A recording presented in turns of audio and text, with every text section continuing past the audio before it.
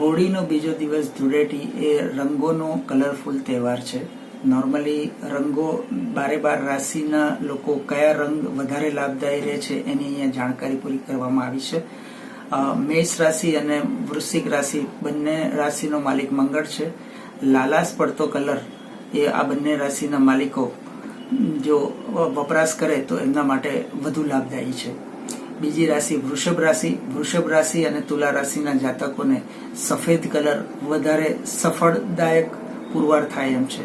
ત્રીજી રાશિ મિથુન રાશિ અને કન્યા રાશિનો માલિક બુધ છે, એનો રંગ લીલો છે. એ લોકો લીલા રંગનો વપરાશ કરે તો એમના માટે વધારે ઈચ્છનીય છે.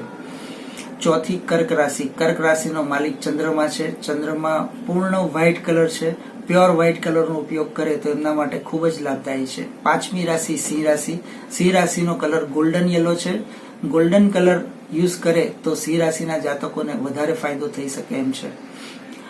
નવમી રાશિ ધનુ રાશિ અને 12મી રાશિ મીન રાશિ બંનેનો માલિક ગુરુ છે. તો ગુરુનો ઓરિજિનલ કલર પીળો છે. યલો કલર એ લોકો ઉપયોગમાં લે તો એમના માટે વધારે ફાયદારૂપ છે.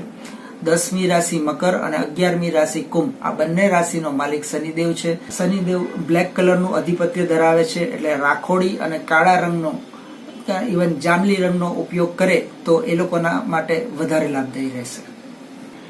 12 રાશિના અલગ અલગ પ્રકારના રંગો છે અને જે રંગો વૈદિક પ્રમાણે જો એનો ઉપયોગ કરવામાં આવે, ધારો કે ધન રાશિ અને મીન રાશિનો માલિક ગુરુ છે તો યલો કલરનો વૈદિક કલર થાય છે હળદર. તો હળદરમાંથી બનાવેલો કલર જો ઉપયોગ કરવામાં આવે તો એ સૌથી વધારે સફળતાપૂર્વક લાભદાયી રહેશે.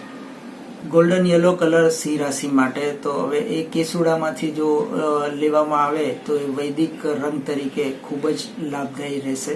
એ જ પ્રમાણે સફેદ રંગ ચોખામાંથી બનાવેલા રંગો જો ઉપયોગ કરવામાં આવે ને વૈદિક રંગ તરીકે જો ઉપયોગ કરવામાં આવે તો એ ખૂબ જ લાભદાયી રહે છે.